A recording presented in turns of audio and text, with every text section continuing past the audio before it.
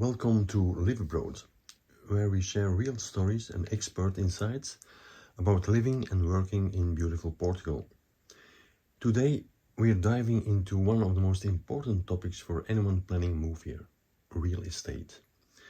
Therefore, we have invited an expert, Irina Oliveira from Remax, to answer the most common questions and share valuable information to make your buying process smoother, faster and stress-free. So sit back, take some notes and let's get started. Can you briefly introduce yourself? Thank you. First of all, thank you very much for having me on here. I think it's very important to have these sort of platforms that give information to people that are still possibly abroad and wanting to live in Portugal, because anytime moving is a big decision, and being able to have some more information before you decide to move countries is very important. So my name is Irina. I'm 32. I work in Remax as in part of a group which is called Remax Team. We have 16 offices across Portugal. 5 of them are in the center of Portugal, and the remaining 10 are in Lisbon and the surrounding area of Lisbon. I've been in real estate for almost 3 years now, in Remax for just under 2 years. With regards to Remax, I think if I was going to describe it, it has a model where it's the #1 real estate agency in Portugal. First of all, there's many agents, so over 10,000 Remax agents in Portugal, and I would think that the 2 crucial points that Remax defends and I defend as a Remax agent is we are trying to provide the best quality service possible to clients, to give them more information and to help them have trust in real estate work. Yep. So that's what I do as well. Yeah. Can you tell me what kind of property you sell the most? Are you specialized in a certain type of real estate? So currently, the most I work in sort of like the houses that have a typical characteristic, that are sold within not high end. So I would say mid and lower, which is what I find that clients are looking for, around the same the price. And most of them so far have needed a bit of work. So I find not homes necessarily that are completely refurbished, but it's a mix, obviously. But some houses that are possibly ready to live in, but someone needs to still do a little bit of work to put them to their taste. But I don't only work with this. So I also have sold apartments in the city center. I've sold houses that are closer to the river, because even though my office is in Tomar, so I work most of Tomar, but I also expand a little bit to what would be Abrantes, Torres Novas, Entroncamento, and also up further north, which is Ferreira do Zezer, and some other villages that are a little bit up north. The main focus here is always around the Rio Zezer and the Albufeira de Castelo de Bode. That's where I work. So around this river. That's your area. Yes. Yeah. You're working mostly. Mostly, yes. Okay. Can you tell me something more about the buying process?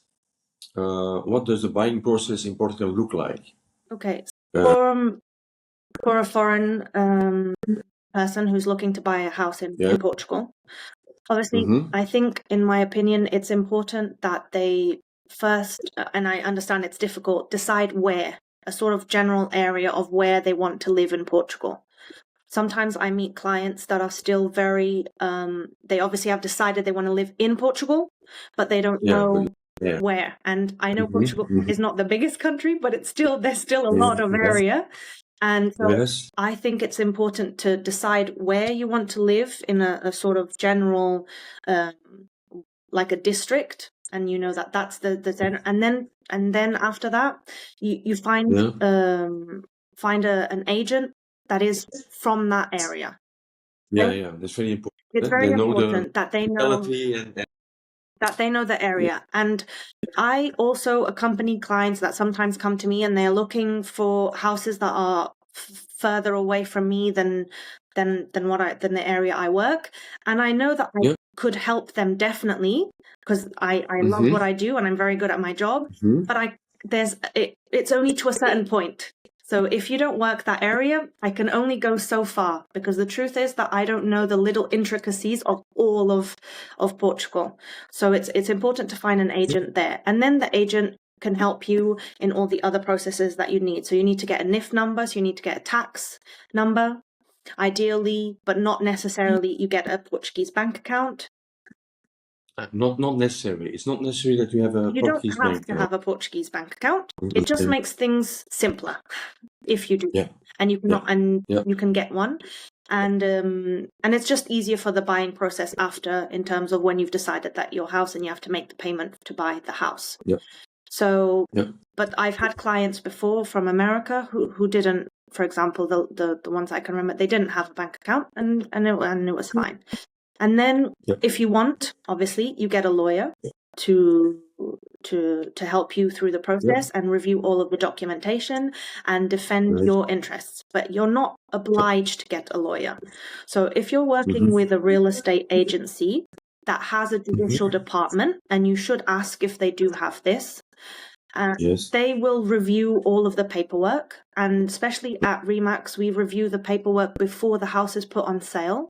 So houses that are put on sale have either everything is ready for them to be sold, or if there is something in an exception, like a specific document that is missing, we know exactly how long it will take to get it. So if it's something that takes very long, then we often won't put the house up for sale straight away. We'll take care of the paperwork first. So you don't need a lawyer to help you with that, because we will do that. So in our case, our judicial department makes the promise contract, for example, and they review it, and then it has to be read and accepted by both parties. There are many clients that prefer to have a lawyer to review and to defend their interests, obviously, and that is perfectly fine. So it's however you feel more comfortable, but there's no obligation to have one. Okay. So once you do you work also with a notary, for instance? Do you work closely together with notary? Yes, we have. There's a couple of notaries in Tomar. The buyer has normally the buyer is the one who decides where he wants to do the deed signing. Right. So they can choose within some. So obviously, if the house is being sold in Tomar, ideally we're not going to do the notary in Algarve or But to be fair, if both parties decide yes, we prefer it this way, then it's done wherever people agree. And we work with notaries, and we also have some lawyers separate from our judicial department that I can recommend. If clients want a lawyer, I can recommend a few lawyers that I've worked with previously that I know and trust that they do a good job. But obviously, this will have an extra cost to the buyer, and they are free to work with them or not. If they don't want to, then also when people ask me with regards to notaries, if they ask me, where do you normally? It's very common. They ask, where do you normally do the deeds? Obviously, I tend to indicate one or two of the places that we know are quick, things get done, they're simple, processes go through. So once we find that trust and we know that people work well, we recommend them, but the choice is always theirs. I don't sorry. No, I was just saying, like, I personally don't like to only give one option. I don't want any client to think that I am indicating you have to work with this person. So I always try to provide at least 2 minimum or 3 recommendations, so that then they can feel that they can. I provide their contacts. They then contact them directly, and they feel comfortable choosing who they want to work with. Yeah. Okay. Now this brings me to the next question. What are the typical additional costs besides the purchase price, Yeah. you already told me about the lawyer, but are there other costs involved? Yes. So when you're buying a house, apart from the purchase cost, you need to take into account tax. So you're going to have to pay a property transition tax, so EMT. This depends on if you're buying the house as your permanent residence, so you're moving to Portugal and you're going to live there, or if you're buying a house as a secondary residence, and it's going to be sort of like a holiday home. You're not moving your residence to that house, so that affects the price, and then also the value of the house. Yeah. So to get an idea, currently, this year, if you buy a house under 104,000 euros, you don't pay, and it's your permanent residence, you don't pay this property transition tax. Is that something new? Is that No, there's always been a value that doesn't have any tax. If it's your permanent residence, what tends to happen is every year this table is updated. Yeah. So currently it's at 104,000, and then the table informs you. So if you really want to know, before you make an offer on the house, you can have a very, very approximate number of exactly what your costs are going to be, because you'll know how much you're buying the house for, so you can do that calculation. Then you need to take into account duty stamp. That one is always 0.8% of the purchase price. So whatever you're buying the house for, 0.8% will be duty stamp. And both these things are paid on the day of the deed. So all of these costs are done on the same day. So you have the deed, you buy the house, you pay the remaining purchase price, you pay the property transition tax, you pay the duty stamp, and then you also pay the notary fees. Okay? This will alter slightly depending on two factors. One is the notary that you use, where you do it, because they have different honoraries. They have different values. And then also it depends on what you're buying. So included in the notary fees are their fees for the work that they did, and also the registration of the property in your name. So this depends on what you're buying. So are you buying one house, one urban article? Are you buying two urban articles? Are you buying rustic? So sometimes I try to always tell my clients they're looking for a house and you are just buying one house, but we have many examples of where what you're buying may be in documentation, maybe one house and one or two rustic parts. So people sometimes forget that if you're buying two or three, then all of these need to be registered in your name, and these have different prices. Different prices. Yeah, but here in the center, in a sort of just buying one urban article, the average is around 600 euros for the notary fees and the registration. Okay, with the exceptions. Doable, eh? Yeah, with the exceptions, if you're buying something with more articles, something bigger, if you're buying two houses, because I find a lot of my foreign clients tend to look for a place where they can live, but also have an option to rent out a part of the property. And then you just need to take into account what this means in terms of documentation. Is it one house in the document and you can rent out part of it? Or are you buying, for all effects and purposes, two houses? Yeah. These would be all the costs. I would say to have in mind just below 10% of your purchase price. It doesn't normally reach the 10%, but if you have that, then you're comfortable. Some people wonder, is buying a house for short-term rental, like Airbnb? Yes. Is that a good idea? It depends on the house that you're buying. Okay, me personally, I did have an Airbnb for a while, and I think it's important that when you're looking at the house that you're going to buy, you decide whether it makes sense for short-term rental or long-term rental. Okay. Mm-hmm. And it, Yeah. and then, I mean, I tend to try and help. Obviously, it's still done a lot. Most of short-term rental properties, I think, look closer to a body of water. Yes. That it tends to Yeah. help because you have to think of it Yeah. as a business. And Right. then, Location is very important. location is very Yeah. important for short-term rentals.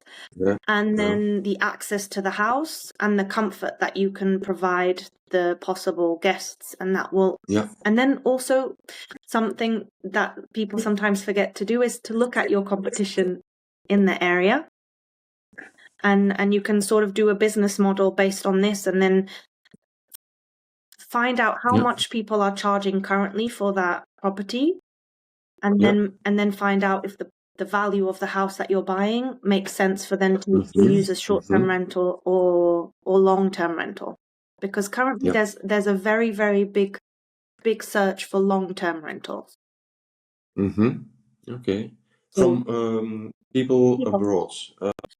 people abroad, There's because people that want to yeah. move here, especially Yeah. from Britain or England currently, Yeah. they need to get visas. And Yes. to do this visa, they need to have a rental for 1 year. They need to have a Okay. rental Ah, for yeah. 1 year. For So 1 year. for 1 year, That's the law. that to Mm-hmm. get the D7 visa. So what I Okay. found even is that some people that have short-term rentals Yes. have moved towards long-term rental, specifically to people who are needing a 1-year contract to Right. obtain their visas. Ah, yeah. So Yeah. this Yeah. might be Okay. an interesting market. Yeah. Right.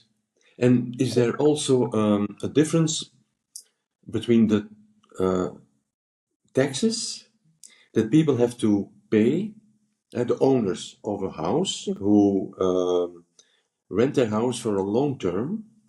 I heard that they have to pay another percentage of income tax when they rent a house for a short time. The income from the rent is taxed differently. Slightly differently, Yeah. but you also need to have to open some sort of activity when you're doing a short-term rental. Yeah. A business. Business. You're You are. yeah. Obviously, Yeah. there's options that make sense depending on how often and how much people you think you're going to receive during the year. Yeah. So obviously an accountant will help you decide which is the best option for you.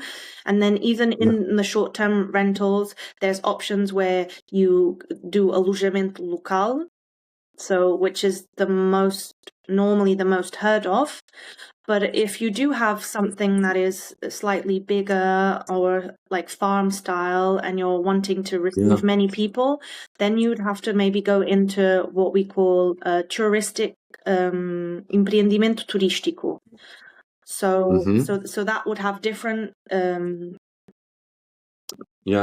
income provisions, yeah. obligations and tax. Long-term rental currently, if you're renting for 3 years or less, 5 years or less, you're taxed at, if you're resident in Portugal, at 25%.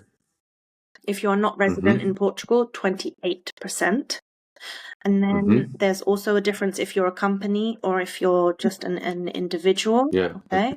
But they have created some incentives because they want to try and promote it to be more enticing for people to do long-term rentals. So if you have a contract that is between 5 to 10 years, then this decreases to 15% income. Oh, really? Well, and if you that's also a new thing. yes, this was It's 2 years ago. Oh yeah, with 5 years, yeah. And you're not. So you just need to have the contract be longer than 5 years. If for some reason the renter moves out, you still got this benefit. Yeah. Okay, Yeah. so when you do a contract with a renter, and obviously a lawyer can give more information, but from what I understand is that when you're saying for 5 years, then except exceptional circumstances, it could not be then the owner that is forcibly kicking out Yeah. the renters, but the renters can decide to move out according to what the contract says, giving the correct time, obviously. So Right. this might be interesting for someone that has had, some people already have people, the same person living in the same house for a year or two, and they might feel comfortable in providing a 5-year contract to that Yeah. person in Yeah. exchange for a better income, Yeah. less income tax. Yeah. Yeah. I wonder, is it easy for foreigners to get a mortgage in Portugal? Or, yeah, it depends on, Yeah, of course, the money you have, but maybe there's a difference. so they can get a mortgage. They have rules to be able to apply, and banks, not, from what I understand, not every single bank will give a mortgage, and then obviously different banks will give different rates.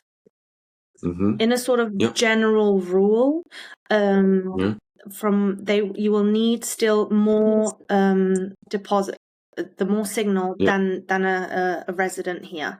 Okay, so normally banks that give mortgages will give between 70 to 80% instead of the normal for the residents, which is 80 to 90%. So a foreign person that wants to buy a house in Portugal and wants or needs a mortgage should consider having roughly at least 30% of cash with him. Here at Remax, we have our partners who are credit intermediaries, so they're called Max Finance, and each Remax agency will work with one or more, but at least one Max Finance office. So at no cost to the buyers, they can have a dedicated credit intermediary, and he is going to collect all of the information from the buyer, and he's going to then go and send it to various banks and help negotiate the values for the buyer. I always recommend that clients are accompanied by a credit intermediary if they obviously need a mortgage, because it's just helpful to have someone that does this every day and can talk to many banks. It saves you time. He or she, they also help you read. It can be, there's a lot of paperwork. There's a first time buyer with a mortgage. It can be quite daunting, all of the percentages and the rates, and this is difficult, and having someone explain exactly what each part means and how this will affect them, it makes it easier to make your choice and feel more comfortable, and at no cost. I don't see why there's any reason that you should not to do it, not to have someone help you. So and is it what you say, is it a typical also USP from Remax, a unique selling proposition, like they say? We help people with this. That's why we've created, we have lots of sort of partnerships. Remax helps us do that. They also motivate us to try and create our own network of people that can help us help our clients, so that we can sort of be a point of at least providing them with contacts of where to go for all of the things that you need or you may need when buying or selling a house. Okay. I wonder whether there are tax benefits or other advantages to owning property in Portugal compared to Spain or Italy or France, the other sunny countries. Is there a specific reason why somebody is better off in buying a property in Portugal than in Spain, for instance? Do you know that? Do you know somebody who knows that? I know that in terms of investment, especially for people that are outside of Europe and want to invest and buy property, normally it is to buy property in euros and have an investment in the euro coin. That Portugal, studies show that Portugal has demonstrated to be one of the best investments in Europe. Okay. There's a lot of search. I think I wouldn't say personally, it really just depends on what you prefer. Some people prefer Portugal, other people prefer Spain, other people prefer Italy or France. I don't know. I personally don't know exactly if there's anything that would just be specific in terms of property unique to Portugal. I mean, I think what's unique to Portugal is the country itself, our culture, our food, our conditions and stuff. I mean, I'm biased, but I would choose Portugal. Yes. Do you have, in your opinion, is there a specific region that stands out to invest in? Let's say, we always hear about Algarve. Yeah. Me, as a Belgian person, they say, oh, Portugal, you must go to the Algarve. That's nice. A little bit expensive, but in your opinion, is there a best region to invest in terms of, it depends what the idea is of the investment. If it's an investment where it's a buy and hold to then sell eventually, if it's a flip, if it's for rental. So obviously this means in a general way, Algarve, Lisbon and Porto will tend to always be safer investments, but then currently I think it may be more difficult to find a good investment opportunity, especially for someone that doesn't have a very high budget, because obviously these places have increased exponentially in the last few years. And then, I mean, in terms of the coast, anywhere that is close to the beach, the sort of coastal areas have their specific push and want. But the center of Portugal and the inlands, I find, obviously you still have to be accompanied and take into account what you're buying and looking at it. But there are lots of investment opportunities. There are at lower rates. Access for someone maybe that wants to start, doesn't want to, or doesn't have a very big budget and just maybe wants to start up slowly. There's quite a few houses, especially if someone has some sort of connection or if they can renovate. That here in the center we tend to see more is buying ruins or houses that need to be had work done. It's currently, it's a little bit difficult to do it. It takes a bit of time, and buyers tend to want to buy something that is ready for them to move in. So investors we see buy these houses, renovate them, then put them on the market and make some and have their return this way. What final piece of advice would you give to someone thinking about buying property? What I would like to say to people is that when you're looking for an agent and you're working with an agent, make sure that you talk to them a little bit first. Ideally, have a first time meeting, feel comfortable with them, and then ask as many questions as you can in the beginning. And if you do find an agent that you feel comfortable with, that you feel that you can work with, and they are showing you, how they work and they're ready to provide you a service, well, then I think it's important that you try to stick with that agent as long as they're helping you in your search in that area. Because what I find sometimes is that buyers will be talking to many agents at the same time, which makes sense if you're looking in different areas. So having one that's helping you, if you're still considering the Algarve, or if you're considering Lisbon, obviously have one from the Algarve and one from Lisbon. But when you're creating this sort of relationship, when the agent is searching for what you're looking for, every time that they send you a link or they go to view a house with you, they get to know you a bit better. Yeah. And so then this relationship becomes better, and it reaches a point where almost the agent would go see a house for you, or go look at a link and be, I know that this is the house for this client. Yes. The more you interact with the client, the more you know him, and the bond is closer then. Huh? Yes, because Really... the objective here, in my opinion, is not to see many houses. Ideally, your process, once you've especially decided exactly where you want to live, the agent's work is to sort of filter everything for you, so that you're only going to view houses that are a real potential of you wanting to have them.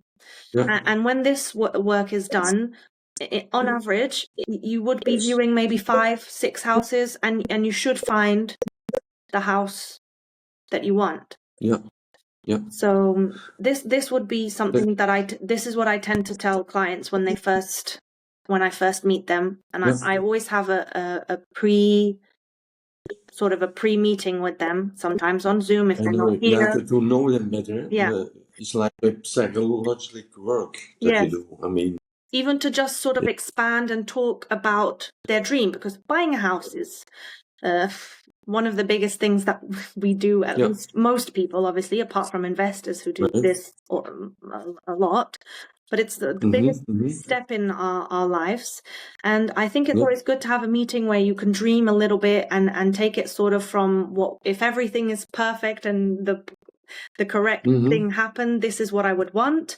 And then sort of slowly bring it down to, what do I need to have in my house for me to be comfortable and for me to be happy. So that's sort of the process. Okay. I think. Yeah, these are beautiful words to end. Yes. Okay. I thank you very much. Okay. Thank you. Okay. Bye-bye. Bye-bye. Thank you very much. Bye. We thank Irina for this great interview. Check out all her contact details and useful links in the description below. If you found this video helpful, don't forget to subscribe to our channel and hit the bell icon so you will get notified whenever we post a new video. Make sure to watch the videos on the screen next.